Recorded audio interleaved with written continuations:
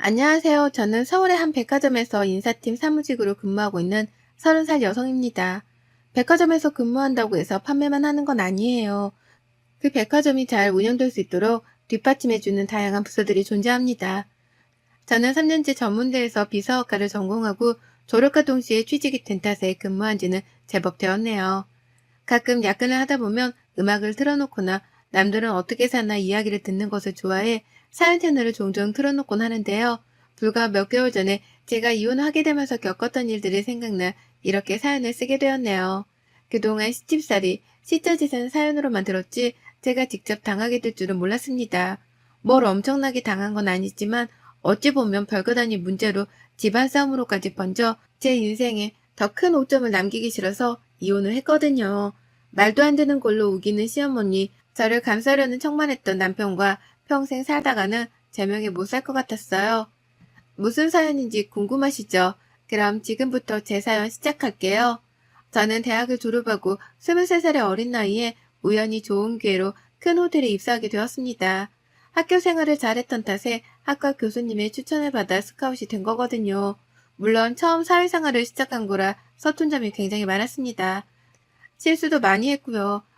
다행히 좋은 사수를 만나 금방 업무에 적응할 수 있었고 고과 점수도 잘 챙겨받은 덕에 5년 만에 팀장 직급까지 올라 월급도 세후 400 정도로 넉넉하게 벌고 있었어요. 전문대를 나왔음에도 불구하고 제 또래 친구들에 비하면 정말 많은 돈을 벌고 있던 거죠. 돈은 꼭 필요한 때만 쓴다는 주의여서 휴대폰 요금이나 교통비, 기타 생활비를 제외하고도 280만 원 정도를 저축할 수 있었어요.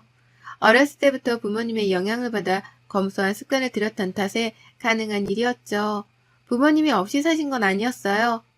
갈비집을 운영하고 계셨는데 호텔 주방장 출신이셨던 아버지가 방송에도 출연하실 정도로 유명한 분이셨는데 덕분에 장사도 잘 되고 홈쇼핑에도 진출하시고 사업의 규모가 꽤 컸거든요. 되도록이면 밥은 집이나 직장에서 해결했어서 식비 자체에 대한 부담은 없었어요. 사회생활을 시작하며 이제는 알아서 살아보라며 백화점 근처로 오피스텔을 얻어주신 덕에 걸어서도 출퇴근할 수 있는 거리였고 아침부터 저녁까지 일을 했기에 딱히 돈을 쓸 데가 없었어요. 가끔 친구들을 만난다거나 저도 여자인지라 쇼핑도 가끔은 하지만 과하진 않아요. 제가 할 수 있는 선에서 해결하는 편이고 일찍 독립을 했던 터라 더더욱 아끼게 되더라고요. 그렇다고 지질이 궁상까지는 아니었답니다. 아무튼 그렇게 정신없이 사회생활을 하고 5년차가 되었을 무렵 입사 동기의 소개로 전 남편을 만났어요. 그 동기가 만나던 남자친구와 결혼한다며 저에게 청첩 정도 줄 겸 저녁을 먹자고 했죠. 그 자리에는 전 남편도 같이 있었어요. 그 동기 애비신랑 친구였거든요. 그날 저녁 식사를 했고 분위기 좋은 와인바에서 이 차를 즐겼습니다. 분위기가 무르익으며 남편과 번호를 교환했고 앞으로 친하게 지내자며 많은 대화를 나누었죠. 남편은 그 당시 대학을 졸업하고 갓 사회생활을 시작한 사람이었습니다. 강남에서 유명한 로펌에서 송무직 직원으로 근무를 하고 있다 했죠. 대화 코드도 잘 맞고 유쾌하고 저를 세심하게 대해주는 모습에 조금씩 호감이 생겼고 그렇게 저희는 연인 사이로 발전하게 되었습니다. 사랑에 눈이 멀었던 탓일까요? 1년 전후의 연애를 끝으로 저희는 결혼하게 되었습니다. 양가 집안에 인사를 드리고 상견례까지 마쳤죠. 모든 게 일사천리로 진행되었고 그렇게 저희는 양가 집안의 축복을 받으며 행복한 결혼식을 올렸습니다. 남편은 호르몬이 밑에서 자랐고 밑으로는 남편과 1살 차이인 시동생 그리고 시누이가 한 명 있었어요. 남편이 고등학생 시절 시아버님이 돌아가신 바람에 시어머니 혼자 자식을 셋을 키우셨고 그 바람에 시어머니는 특히나 아들 부심이 대단한 분이셨죠. 상견례 자리에서 농담삼아 이제는 며느리 덕 좀 보고 살아야 한다는 말을 하셨는데 그때는 그저 남편을 사랑하는 마음이 컸기에 그 말이 무슨 의미인지 몰랐습니다. 결혼을 하고 행복한 신혼생활이 시작되는가 싶었는데 아니나 다를까 저도 늘 남의 이야기로만 듣던 시집살이를 당하게 되었습니다. 상견례를 할 때까지만 해도 그냥 아들 부심이 조금 있는 시어머니인 줄 알았는데 결혼을 하고 나니 태도가 약간은 돌변하시더라고요. 며느리 덕 좀 보아야겠다는 말을 입에 달고 사셨거든요. 오피스텔을 정리하고 그 돈을 합쳐서 신혼집과 혼수를 장만했는데 시댁에서는 나이 어린 시동생들이 있고 많이 보태주지 못한다며 3천만 원을 주신 게 전부였거든요. 그래도 행복한 결혼 생활을 망치고 싶진 않아서 제가 살던 오피스텔을 정리한 돈과 제가 모아왔던 돈, 그리고 친정 부모님이 보태라며 주신 1억을 합쳐 빚 없이 신혼집을 장만한 거였습니다. 시댁에서 주신 3천만 원은 나중에 비상금으로 쓰게 두라며 남편 명의의 통장에 입금시켜 놓았죠. 결국 따지고 들면 시댁의 도움은 하나도 받지 않은 셈이었어요. 그걸 모르던 시어머니는 신혼집을 자기 집이 마냥 드나들며 온갖 살림에 간섭을 하기 시작하셨죠. 저와 남편이 대출받아 같이 마련한 집인 줄 아시더라고요. 신혼집은 온전히 제 명의로 된 제 집이었습니다. 너 결혼했다는 애가 살림이 이게 뭐냐? 인스턴트 데워 먹니? 나는 여태 우리 아들한테 그런 거 먹여본 적이 없다. 그게 다 몸에 얼마나 안 좋은 것들인데 자고로 음식은 청성이야. 하나하나 깨끗한 유기농 재료로 만들어서 먹어야지. 너 살림 좀 배워야겠다. 어머니, 저희 둘 다 일하다 보니 챙겨 먹을 시간이 별로 없어요. 그래도 주말에는 웬만하면 요리해 먹고요. 장도 근처 대형마트 가서 보는데 거기 품질이 나쁜 건 아니잖아요. 아무리 고급지면 뭐하니. 그거 다 농약 쳐서 때깔 좋게 보이려고 한 건데 재료는 앞으로 시장에서 장 보고 음식은 다 해먹어라. 내 아들 아침 굶기지 않았으면 좋겠구나. 그리고 옷은 다 분리해서 빨지? 속옷은 반드시 손빨래 해야 하고 또. 어머니, 제가 아직은 많이 부족하지만 열심히 노력할게요. 많이 가르쳐 주세요. 시어머니가 잔소리를 하실 때마다 그래도 잘 살으라고 덕담하시는구나 하고 새겨 들었어요. 그래도 저희보다는 오래 인생을 사신 분이고 살림을 더 많이 하셨던 분이니까 하시는 말씀이 다 일리가 있겠거니 생각했거든요. 더군다나 시어머니라서 더 그러려니 했었습니다. 밉보이면 안 되니까요. 그때는 뭐가 그렇게 무서웠는지 왜 그렇게 잘 보이고 싶었나 모르겠네요. 오히려 친정 부모님은 사업이 바쁘셨던 것도 있지만 이제 결혼도 했으니 제 인생은 제가 개척하며 살아야 된다고 가급적 연락을 하지 말라고 하시더라고요. 본인들도 먹고 살기 바쁘니 정말 중요한 일 아니면 애초에 신경 쓸 일을 만들지 말라 하셨습니다. 무소식이 희소식이니 그런 줄 알겠다면서요. 그렇게 남편과 알콩달콩 사이도 좋고 시어머니의 간섭과 함께 저의 정신없는 신혼생활이 이어졌습니다. 1년이라는 시간이 흘렀고 그러다 제가 남편과 이혼하게 된 결정적인 사건이 발생합니다. 어느 날 정신없이 보고서를 작성하고 있는데 시어머니께 연락이 오는 겁니다.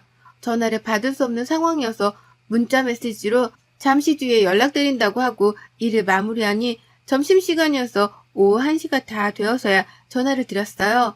전화를 받은 시어머니는 상당히 화가 난 목소리셨습니다.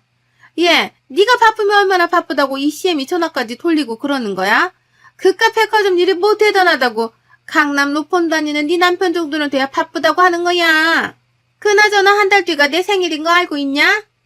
네, 당연히 알고 있죠. 근데 그날 주말이 아니어서 퇴근하고 저녁 식사하면서 챙겨드려야 할 것 같아요. 월차도 지난달에 일이 있어서 땡겼었던 터라 휴가 사용을 못하거든요. 뭐? 그게 말이 됐니? 결혼하고 나서 네가 처음 챙기는 CM이 생일인데 그냥 저녁 한 끼로 때우려고 그러니? 너희 결혼할 때야 내 생일이랑 맞물려서 집안에 큰일 치르느라 그러려니 하고 넘어갔지만 결혼하고 나면 당연히 네가 직접 이 CM이 생일상 정도는 차려야 하는 거 아니냐? 네, 어머님 말씀 100번 옳아요. 하지만 제가 이번에 맡은 행사 기획이 연말까지 진행되어야 해서 당분간 시간이 없을 것 같아요. 매일 야근하고 있는 상황이고 다음 달이 준비 막바지 기간이라 정신 없어서요. 여자가 바깥 일 하다 보면 가정에 나물러라 하는 거야. 이번에는 내가 직접 생일상을 받아봐야겠구나. 그런 줄 알고 있으마. 나도 이제는 며느리 덕 좀 보고 살아야지. 그깟 저녁 한 끼로 퉁치려 하지 마라. 무턱대고 생일상을 직접 차리라는 시어머니의 말에 조금은 어이가 없었어요. 하지만 업무 스케줄상 도저히 시어머니의 생신날에는 휴가를 쓸 수가 없었습니다. 밤늦게 퇴근 후 남편과 상의를 했어요. 당신 어머니 생신 때 따로 계획 있어? 점심에 어머님이랑 통화했는데 생일상을 직접 차리라고 하시네. 나도 당연히 그러고 싶지만 당신도 알다시피 내가 지금 맡은 프로젝트 때문에 시간이 안 나. 연차도 미리 땡겨 쓴 바람에 쓸 수 있는 것도 없고 이 프로젝트가 얼마나 중요한 건지는 알지? 나도 내가 하는 일이 있는데 어머니가 매번 내일 무시하는 것도 솔직히 조금은 싫기도 하고 자기가 대신 잘 말씀드려줘. 그날 되도록이면 일찍 퇴근해서 저녁 같이 먹고 쇼핑도 시켜드리자. 엄마한테 전화 왔다고? 내가 안 그래도 잘 말씀드렸는데 회사 일이 바쁘다 보니 저녁 먹고 원하는 선물 사드리겠다고 그러니까 알겠다고 하셨는데 왜 말이 다르지? 날 모르지. 그새 마음이 바뀌셨는지도? 그러니 당신이 내일 연락드려서 잘 말씀드려줘. 내가 도저히 시간이 안 나서 그래. 당신도 알잖아. 그럼 내가 엄마한테 잘 말해볼게. 염려하지 말고 있어. 우리 엄마 그래도 그렇게 꽉 막힌 사람 아니야. 그렇게 시간이 흘러 시어머니 생신이 일주일 정도 코앞으로 다가왔어요. 저는 당연히 남편이 잘 말씀드렸겠거니 생각하고 정신없이 일에 몰두하고 있었죠. 시어머니가 전화 와서는 언제 장을 볼 거냐면서 다그치시더라고요. 이번 생일상 아주 기대가 크구나. 지난번에 동훈이가 알아서 잘 준비할 테니까 신경 쓰지 말라고 하던데 그래도 네가 양심은 있나 보구나. 어떻게 준비할지 모르겠으면 나한테 물어보렴. 그리고 메뉴에는 이왕이면 버섯이랑 밤을 잔뜩 넣은 갈비찜을 해줬으면 좋겠구나. 내가 갈비를 좋아하거든. 그리고 양을 조금 많이 했으면 좋겠어. 친구들이랑도 먹어야 하니까. 동훈 씨가 제가 생일상을 차린다고 했어요? 저도 말씀드렸다시피 그때까지 프로젝트를 진행해야 해서 퇴근하고 저녁 식사를 해야 할 것 같다고 잘 전달해달라고 부탁했는데 중간에 소통에 문제가 있었나 보네요. 뭐? 지금 그게 무슨 소리냐? 내 생일이 며칠이나 남았다고 그런 소리래. 그래서 지금 생일상 못 차리겠다는 거냐? 이 CM이가 그렇게 만만해 보이던? 어떻게 된 게 며느리라고 하나 있는데 CM이 생일상은 못 차린다는 소리가 나와. 일이 바쁘면 얼마나 바쁘다고 가족보다 일이 더 중요하냐? 너 그런 애였어? 어머니 그런 게 아니라요. 저도 큰 프로젝트를 맡은 거 처음이기도 하고 이번 일 잘하면 인사고과에도 큰 점수가 반영된다고 해서 저도 그만큼 열심히 하고 있는 거예요. 월급이랑도 직결되어 있는 문제고 동훈 씨도 이해한다며 잘 말씀드린다고 했는데 너무 안 좋게 생각하지 마세요. 그래도 제가 좋은 선물 하나 해드릴게요. 그깟 선물 몇 푼이나 한다고. 너한테 정말 실망이다. 나는 어떻게든 너한테 생일상 받아야겠다. 이번에 그깟 거 하나 못하면 너는 내 며느리도 아니야. 친정에서 뭘 배워왔길래 아유. 사부인은 이런 것도 하나 안 가르치고 시집을 보내셔서는. 어머니 제가 죄송한 건 맞지만 그래도 저희 친정 욕하는 건 아니죠. 제가 죄송하다고 했고 미리 말씀도 드렸는데 이렇게 막무가내로 말씀하시면 저도 서운하다고요. 제가 안 해드린다는 게 아니잖아요. 뭐 막무가내? 너 아주 CM이를 잡아먹으려고 한 달이 났구나. 이제 본색을 드러내겠다 이거냐? 이대로 시어머니와 전화통화를 계속했다가는 큰 싸움이 날 것만 같았죠. 친정을 욕보이는 말씀에 울컥했던 것도 있지만 퇴근 후 남편과 자세한 이야기를 해야 했습니다. 남편은 시어머니께 저녁 식사를 하자고 말씀을 드렸는데 곧 죽어도 제가 차려주는 생일상을 받아야겠다며 고집을 부리시더래요. 그래서 제 상황을 뻔히 아는 남편이 계속 달래드리고 있는데 안 통한다며 본인도 난처하다고 하더라고요. 그러면서 오늘 통화한 내용을 말하니 남편이 사과를 하며 자신이 중간 역할을 못해서 미안하다고 사과를 했습니다. 자신이 그날 월차를 내서 어떻게든 음식을 해갖고 시댁에서 저녁상을 차릴 테니 제가 한 걸로 하고 제발 비유 좀 맞춰달라 사정사정을 하길래 알겠다고 대답했습니다. 문제의 그날 남편은 모든 요리를 다 할 수 없었기에 새벽부터 유명한 반찬가게며 맛집으로 소문난 갈비찜 가게를 찾아가서 포장을 해오는 등 정신없이 움직이더군요. 나름 전도 붙이고 잡채도 할 줄 알아서 사온 음식들과 이래저래 조합을 하니 그럴싸한 한상이 차려졌습니다. 그렇게 시댁에서 저녁을 먹는데 시동생들도 맛있다며 잘 먹어주더군요. 저는 시어머니께 죄송한 마음을 담아 나름 최고급의 명품백과 지갑을 세트로 선물로 드렸습니다. 그래도 500만 원이 넘는 선물이었어요. 결혼하고 처음 챙겨드리는 생신이기도 하고 거하게 한턱 쏜 셈이죠. 그런데 시어머니는 자기 아들이 차린 상인지도 모르고 드시는 음식마다 하나하나 타박을 하시더라고요. 너는 도대체 음식을 어떻게 배운 거니? 이 반찬들은 하나같이 다 짜고 잡채에 참기름을 넣어야지 들기름을 넣질 않나. 갈비찜에 내가 버섯이랑 밥 많이 넣으라고 했는데 꼴랑 몇 개 들어가고 이전은 또 왜 이렇게 붙였어? 너 이래서 명절 음식을 제대로 하겠냐? 너 도대체 친정에서 뭘 배워온 거니? 너네 부모 갈비찜 한다며. 음식점 하신다는 분들이 딸한테 이런 거 하나 안 가르쳤다디? 기본 중에 기본인데 너네 친정은 정말 양심도 없구나. 어떻게 이런 딸을 우리 집안에 시집을 보내서는. 저는 그 소리를 듣고 참고 있던 이성의 끈을 놓아버렸어요. 식사를 하던 시동생들과 남편도 시어머니의 말씀에 서로 눈치 보기 바빴고 제가 표정이 굳어지자 어쩔 줄을 몰라 하더라고요. 급기야 시동생 중 한 명은 물을 가지러 간다며 자리를 뜨더라고요. 저는 시어머니께 있는 사실 그대로를 말씀드렸어요. 어머니, 제가 저번에도 참고 넘어갔는데 저희 친정 모욕하지 마세요. 그리고 이 생신상 동훈 씨가 차린 거예요. 반찬도 호박나무로 직접 한 거지만 반찬 가게에서 사온 것도 있고요. 갈비찜은 동훈 씨가 아침부터 뛰어다니면서 맛집이라고 소문난 유명한 곳에서 공수해온 거고요. 국도 동훈 씨가 끓인 거고 하나부터 열까지 다 동훈 씨가 한 거예요. 그런데 제가 왜 친정욕까지 들어가며 이런 말을 들어야죠? 정말 듣자 하니 거북해서 뭐? 그럼 이 생일상이 네가 차린 게 아니란 말이야? 나는 내 자식들 손에 물 한 방울 안 묻히고 키웠는데 너 어쩜 나한테 이럴 수가 있니? 그러면서 정말 엉엉 소리내서 통곡하다시피 우시더라고요. 덕분에 저는 신우이에게 완전 못된 며느리로 낙인 찍혔고 그 자리에서 시어머니 편을 들며 욕을 하더라고요. 저는 신우이까지 저와 제 친정을 무시하는 말을 하길래 맞받아치면서 결국 큰 소리가 나게 되었고 그 상황에서 남편과 시동생들은 어쩔 줄을 모르더라고요. 겨우 시어머니가 진정이 되시자 남편이 한마디 하더라고요. 아니 그러니까 엄마는 왜 바쁜 사람한테 생일상을 차리라고 억지를 부려서는 이런 사단을 만들어?